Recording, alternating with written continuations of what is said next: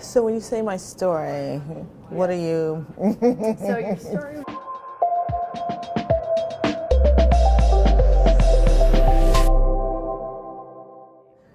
Okay, my name is Kim L. Hunt.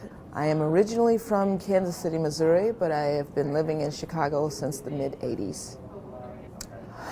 Let's see, when I first knew I was gay, that's interesting. I think I was experiencing something that I didn't have a name for when I was in college. But the first time I named that I was possibly a lesbian was when I was in my 30s. And I was already married for 10 years to a man and had children.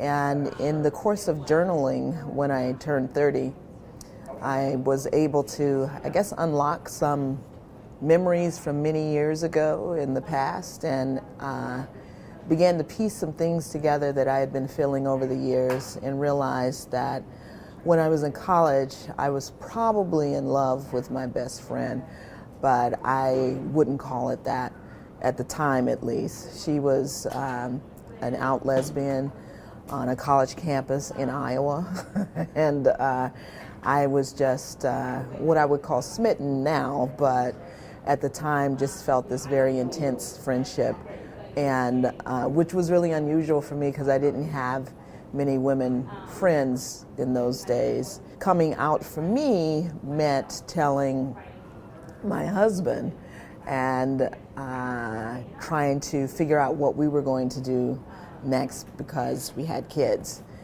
And what we decided is, or maybe I decided and he just went along with it, was that we would get divorced and continue to raise our kids together but in separate homes, and he would have his life and I would have mine.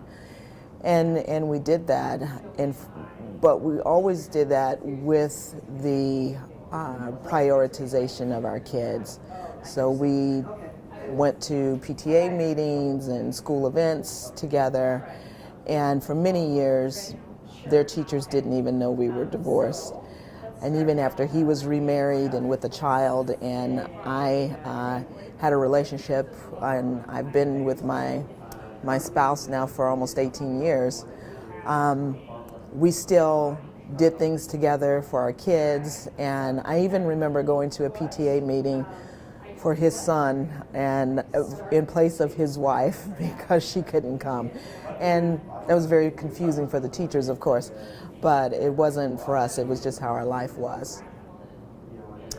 I think the first person I told when I figured it out was actually my husband, who, unbeknownst to me, assumed that I was bisexual. We went to college together, so he knew the friend who I later figured out I was in love with, and he assumed that we had been lovers at one point, and we hadn't. And I told him if I had known that he assumed that, maybe I would have gone all the way, and maybe we would have, he and I would never have been together, we wouldn't have kids, so I'm glad that didn't happen, actually. But he was the first person I told. And later I told my mother and father, who had been divorced since I was 3, and they both had very supportive reactions, because it was two things that I had to tell them. One, that I was getting a divorce, and second was that I realized that I was a lesbian. And for my mom, it was like, you know, life is really short. You have to follow your heart. And what my heart was, I really didn't know at that point. But this is a woman who had been married 4 times in her life and became good friends with all of her ex-husbands. So they would be over for family dinners and everything during the holidays. All of them at the same time. And for my father, it was also, well, okay.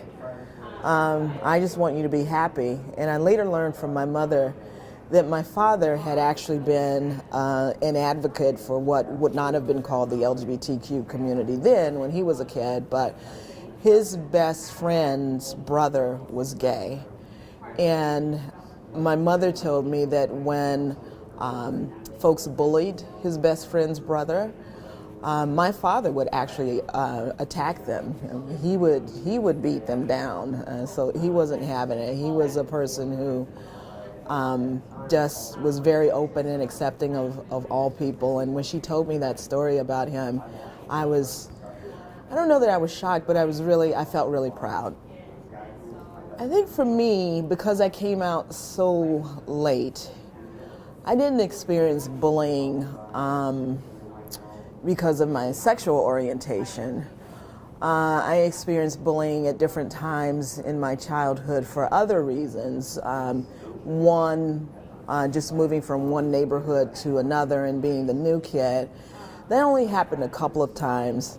I went to school in Iowa, and I went to a school that was a fairly large school, but it had a very small black population. And any harassment or bullying that I received in that context had more to do with race than anything else. So I have not experienced bullying as a person who came out based on sexual orientation because I came out in my 30s. So the discussion with the kids, that was interesting because they are different ages. So when I had my epiphany, as I refer to it, our son, who was actually my stepbrother, we adopted him when he was 10. I think he was a teenager, maybe early high school. Having a hard time piecing it together now. My oldest daughter was she must have been about 9 or 10, maybe a little younger, because I think my youngest daughter was 2 or 3. So, it's a matter of using words for those different age groups. And I think the only person who fully understood the sexual orientation part was my teenage son. For the girls, they were more taken by the divorce than sexual orientation, because that was just a little over their heads. As they grew older, they had to decide when they were going to come out to their friends as having a lesbian mother. And I think even though I know that was a source of uncertainty, probably even pain for them at some points, I think because they had 2 stable families, in the sense that they had me and my partner and their dad and his wife, who 2 strong units in 2 households that they were very much a part of, that helped them a great deal, and they were able to decide when they would let their friends know. And we had situations with my youngest daughter in particular. My wife and I weren't quite sure what was going on, but she would always introduce us to these young people in her life, some of whom looked like they could have been baby dykes, but we weren't sure, we didn't question it, we just accepted everybody. And it was a little bit after she was maybe a junior or senior in high school that she would say to us, oh, such and such is gay or queer or whatever, and we're like, oh, that's why you introduced us. So I think for her, the youngest daughter, the coming out process was more natural for her because she was so young when I realized my sexual orientation. For the middle daughter, or the middle child, my oldest daughter, may have been a little harder because she actually had memories of her dad and I living together. So again, it was the divorce more than anything. And then for my son, he was just kind of off in his own direction at that point, and it's like, oh, okay, whatever. I think for folks who are struggling with the idea of having a child who's LGBTQ, or they think may identify in that way, I know that as a parent that you have fears for your children, you want them to be okay, and sometimes when they not just take on an identity, but do something or act in a way or have a worldview that is different from yours, and seems to be away from the norm, there is a fear that they're going to be hurt.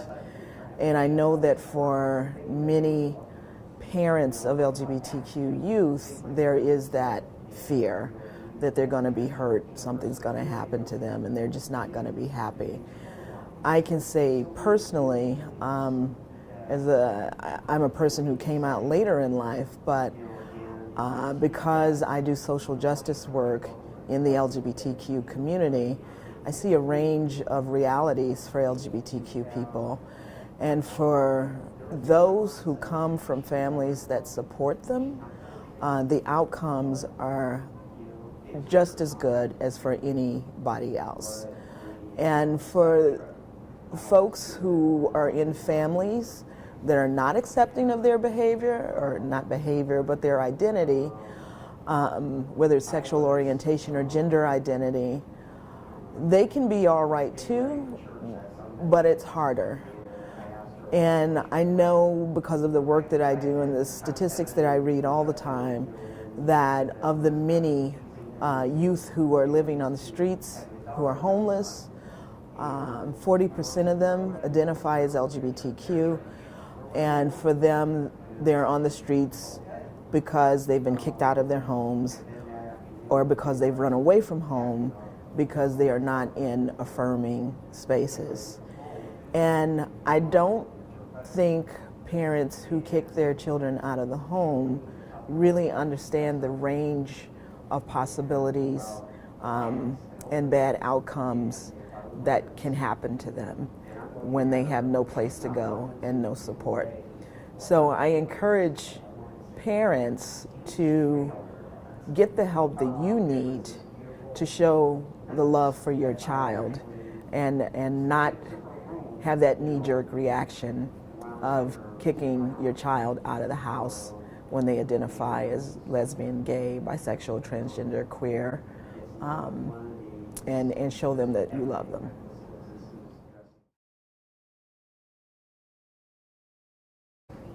Yeah, so, well, obviously the video out as we're building this library of stories.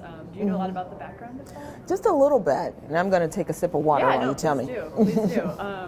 Yeah, so Jordan, who's up there, he essentially he's from the South, and he just his coming out story. He was like, I knew I was gay when I was little, and he couldn't tell anyone, and it was kind of one of those stories. And he was like, oh man, these stories could just be helpful if everyone knew them. And so he decided, talking to a lot of friends, why don't we just build a library so everyone has access to who they are.